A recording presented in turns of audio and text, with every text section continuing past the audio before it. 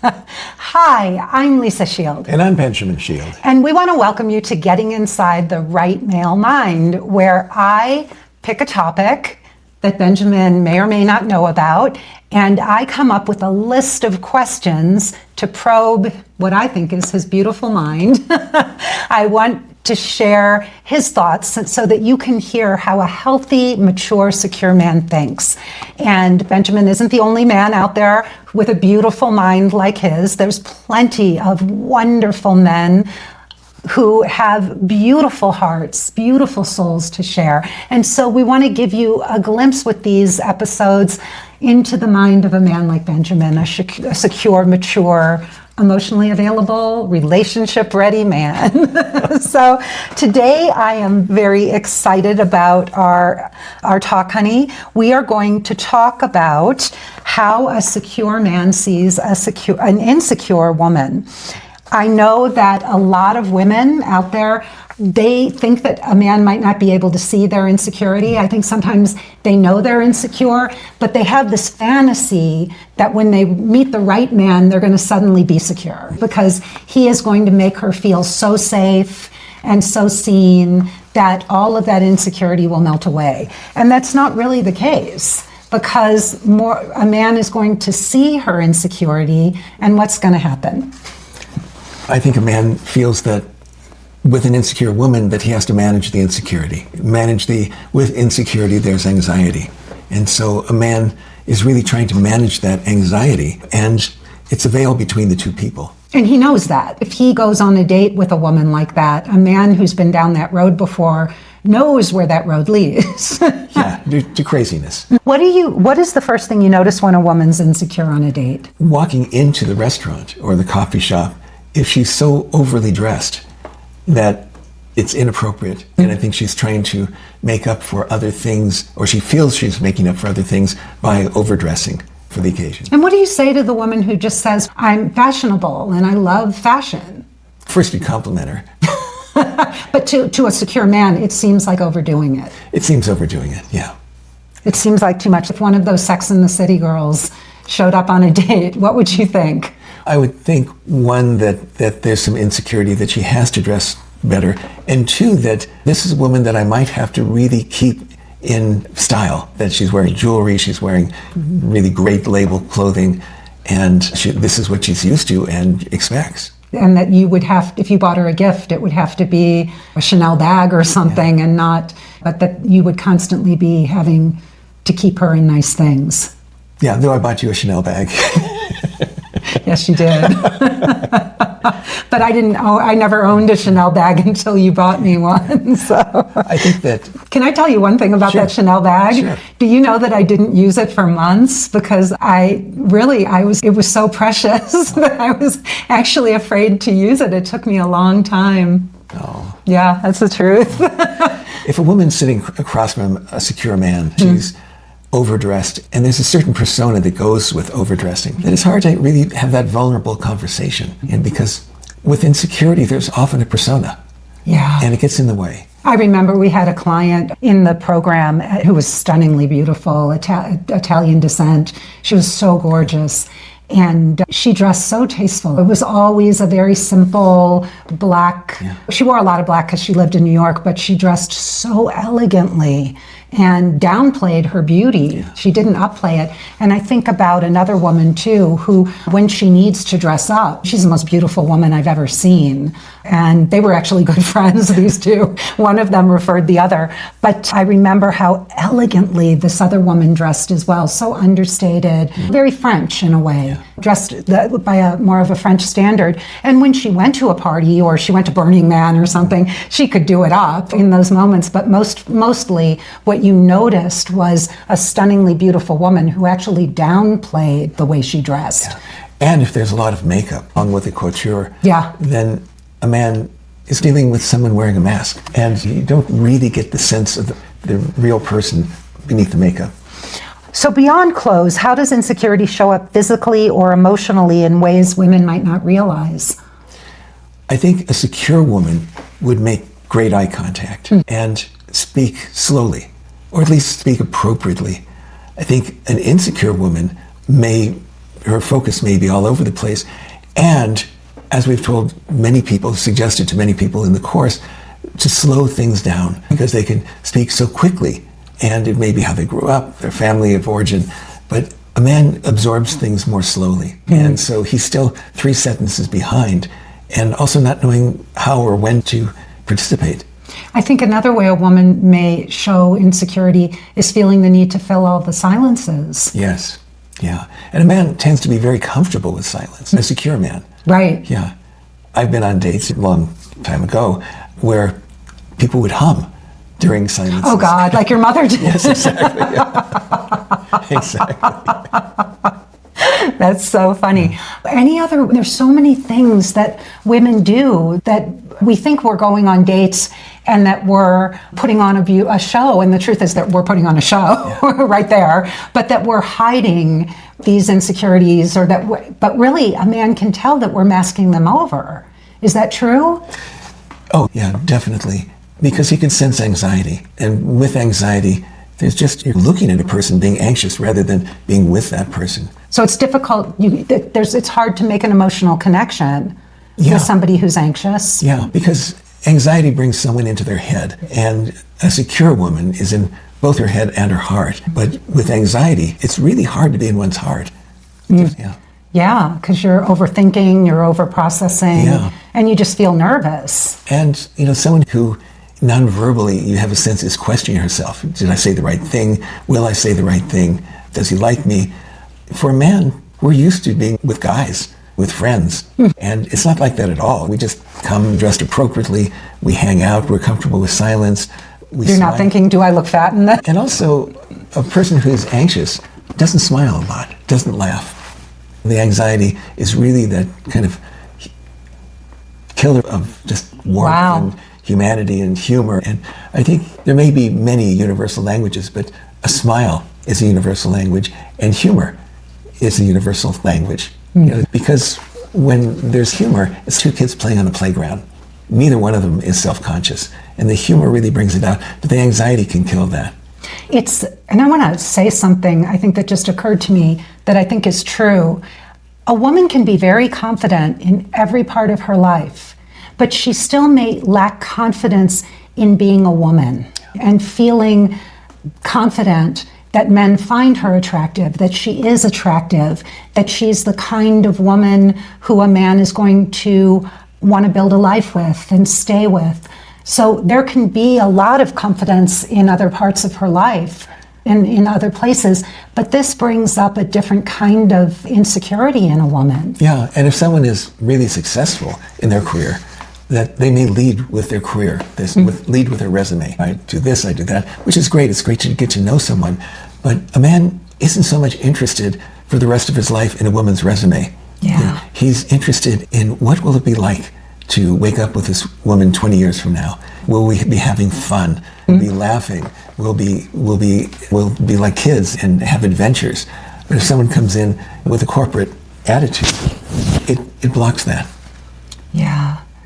Yeah, and I think women do that because they think that's what will make them seem confident to a man. Yeah. Do you get that? If I come in and I am an accomplished woman, I want you to see me as accomplished, as capable, as all these things. As not needing to be rescued.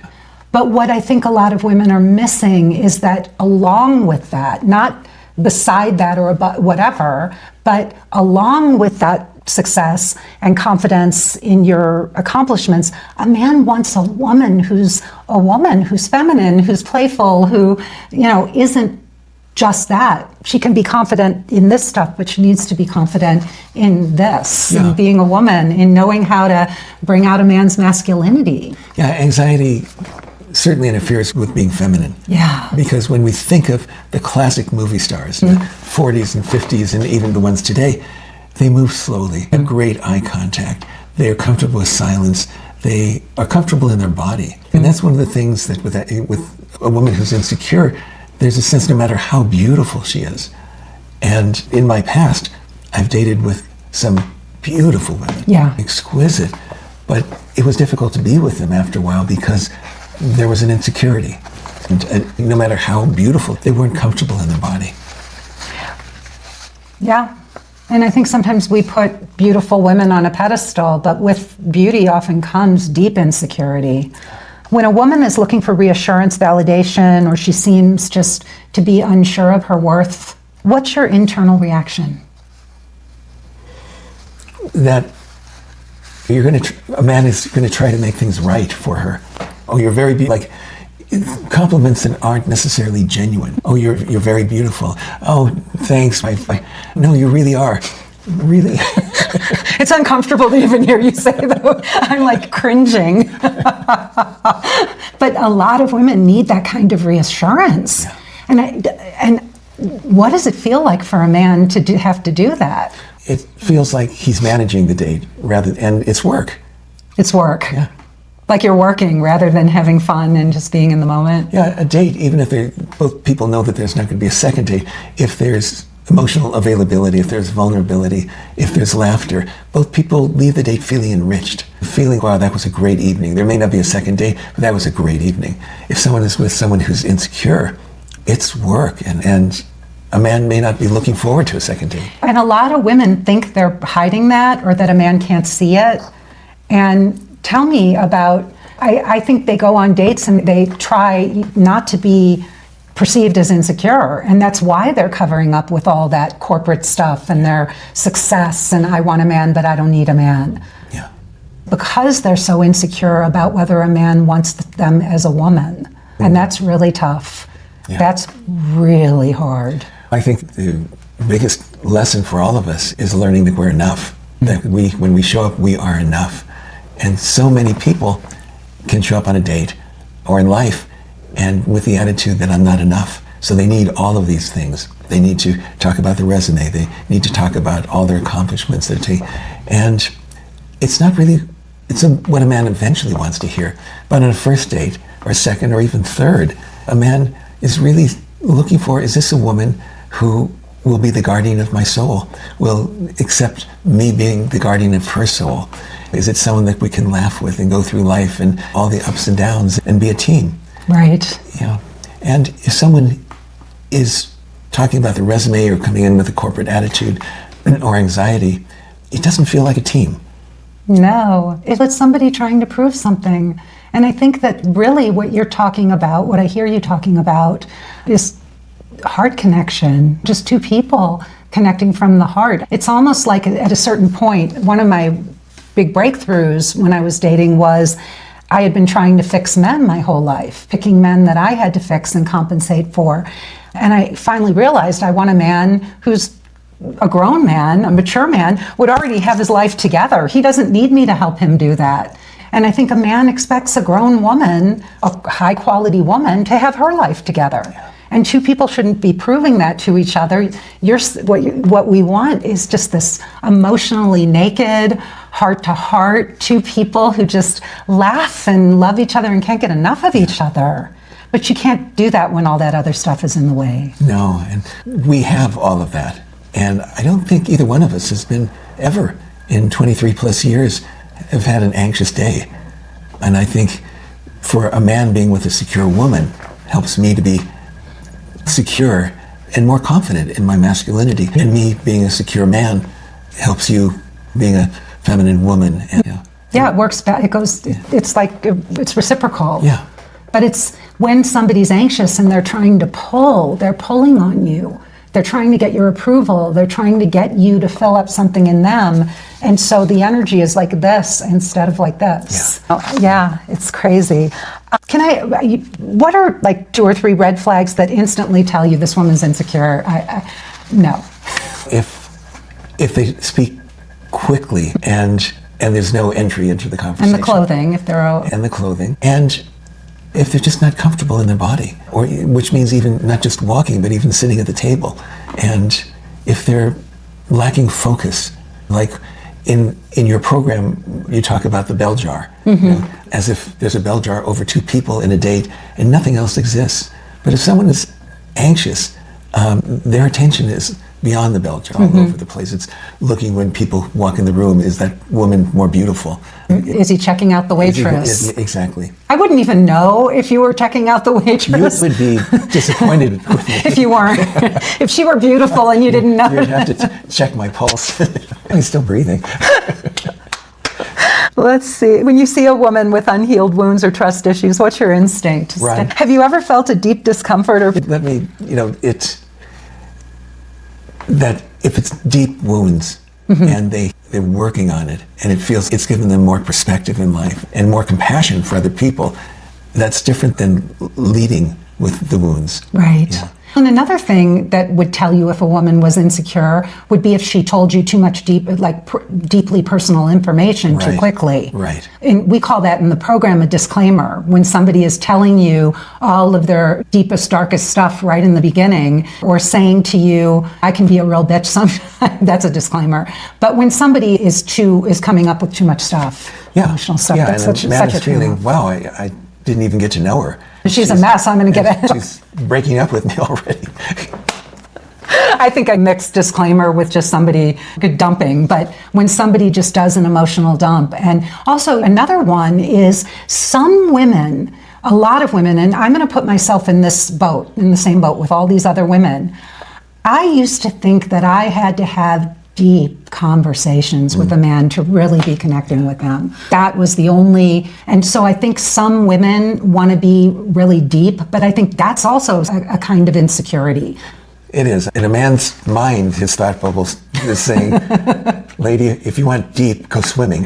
Right. You're not going to get it from me on the first date. Yeah. The first date is a meet and greet. The first date is really date zero. That's even a first date, but a lot of these women, even when they're dating, I understand there are men who are emotionally unavailable and all, but there are women who are just craving, I need deep conversation. And our conversations go from being absolutely inane, like right before, like when we were doing the mic test for this, to being tearful and deeply connected. So it goes, we run the gamut, but I feel that we are as deeply connected when we're laughing and being silly as we are when we're talking about something profound. Yeah.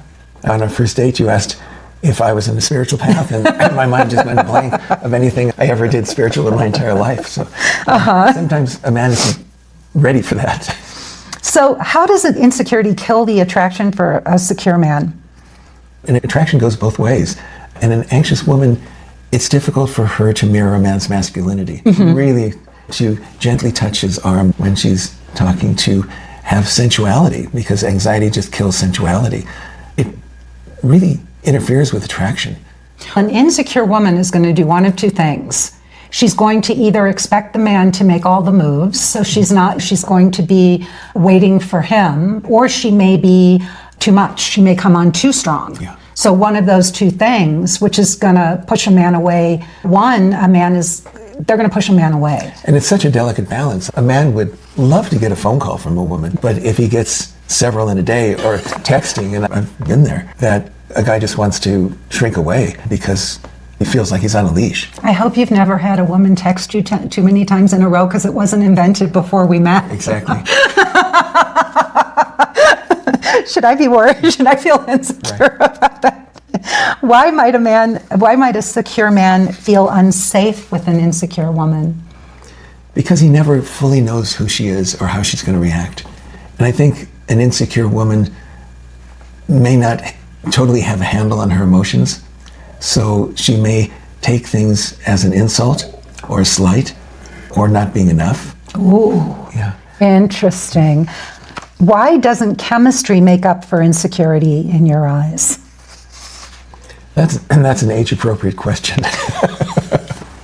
If you asked me when I was 19... It made up for it in spades. But I think that a man with some experience in life may feel chemistry, but also may feel neuroses with that. And when you're 19 or in your 20s or early 30s, it doesn't matter.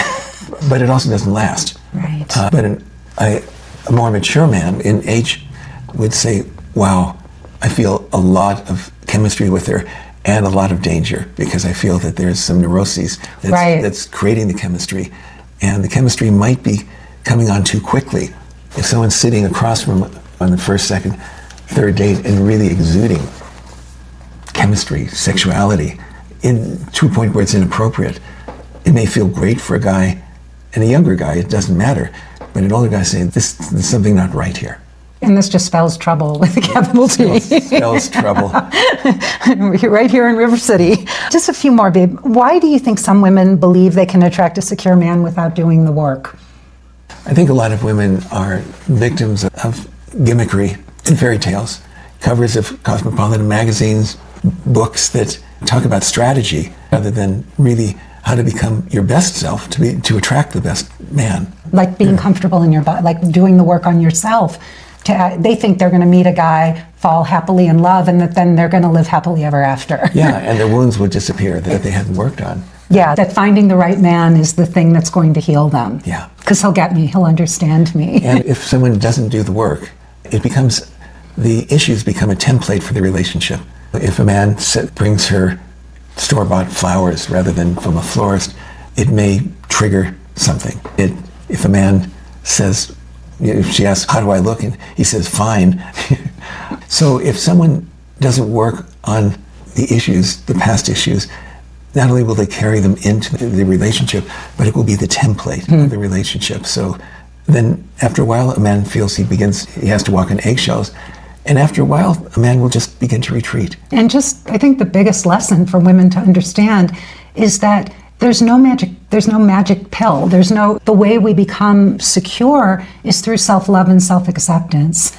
And nobody can give you that but yourself. And if you're trying to get it from a man, it's going to drain him and it'll never fill you up. Yes. There's never a there. There's never a there. Yeah. It's just a hole running through you that he can pour as much love and compliments and whatever, and it doesn't stick because you don't believe it. And after a while, the man stops trying. Yeah. So why might it feel easier for insecure women to end up with emotionally unavailable men or players? Well, I think that a man who's avoidant will come on strong and she'll feel great. This guy really gets me. He was crazy about me. And he'll move in for the sexual intimacy, and when she becomes hooked, he backs away, and it becomes this anxious avoidance cycle. So if you were coaching an insecure woman, which you've done plenty of in our program, in our mastermind, what would you say she needs to work on first? There's not one thing. It's really, how can I understand myself and have compassion for myself so I can feel enough for myself, so I could feel enough for another man. And if I could share that the way I was able to do that was by facing my biggest issue in my life head on. I really looked at the thing in my life, the one thing that was causing, other than not having a partner, but the biggest issue in my life that was causing me the most emotional pain, which was my weight, my struggle with my weight. And in order to gain my self-confidence, I realized that I had to face that first. I had to face that first, because as long as I hated myself for my weight and the way I looked and all, I would never feel loved by a man. I couldn't take that in. So I think it's important maybe for women to say to themselves, where do I carry the most shame? Besides not having a man in my life, is there some area where I carry shame? And look at that, because in that may be the path to finding your self-love and self-acceptance. And I think you really hit the nail on the head. Shame is what underlies shyness. It's what underlies anxiety. So it's that shame, and at least turning the light on it, that it may not always be gone with work that we do. But I think of so many things, and I've mentioned it in the past, like a single lens reflex camera where you can adjust and some things are in the foreground and you could adjust it so it becomes in the background. And we may not completely heal from everything in our life, but it could be in the background and not in the foreground. And I would share even that's so beautiful, babe. And also with healing shame, what I think is so important is not that I still don't struggle with my weight, or I accept my body. I'm fairly proud of how I look. Could I go to the gym more? Yeah, stuff like that. But I want that mostly for strength and so that I feel good in my body.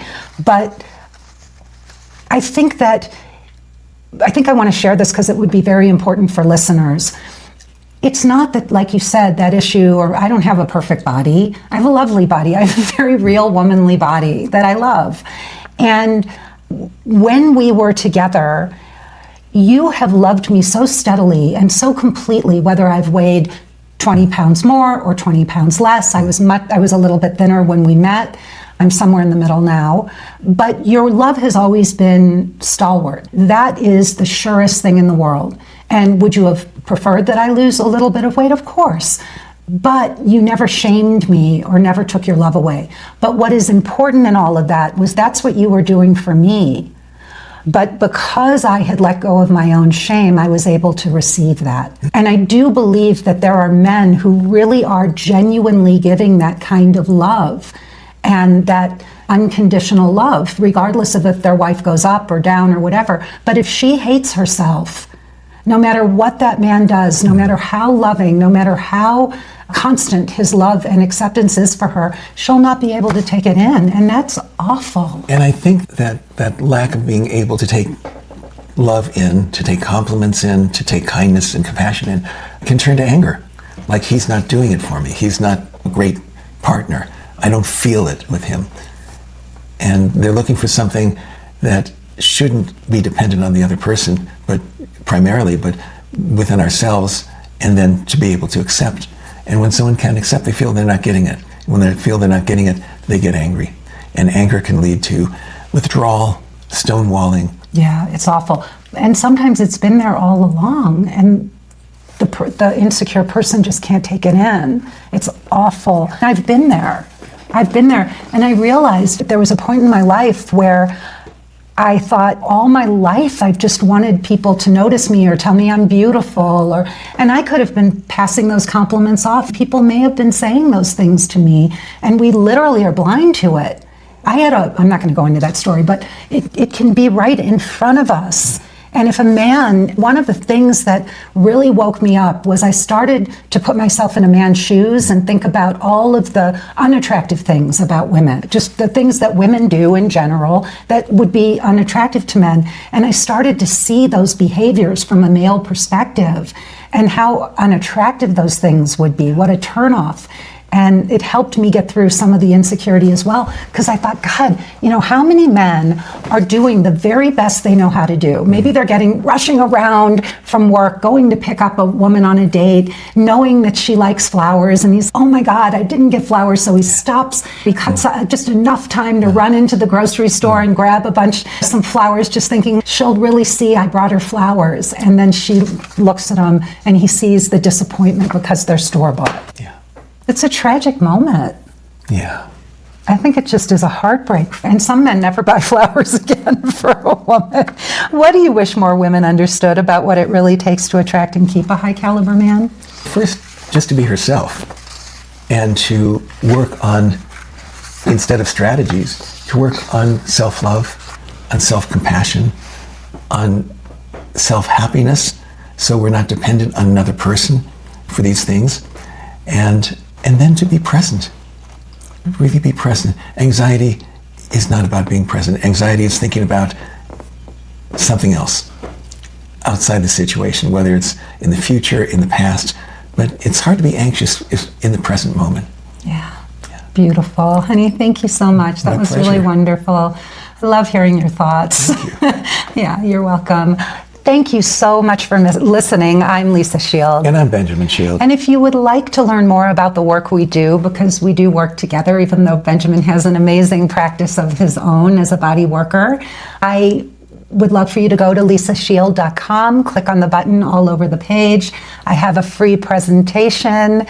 And if you like what you hear, you can sign up for a love strategy session with a member of my team where we'll talk to you and see if our program is a good fit for you. And if it is, we'll talk to you a little bit more about how it works. I do an episode I believe it's on Tuesdays at 9:30 a.m. Pacific time, 12:30 p.m. Eastern time, called Finding the Guardian of Your Soul. And this whole broadcast, Getting Inside the Right Male Mind and Finding the Guardian of Your Soul episodes, can be found on podcasts everywhere under the title Finding the Guardian of Your Soul. Yeah. So thank you for listening. Have a wonderful rest of your day, and we'll see you next time. Bye-bye. Bye-bye.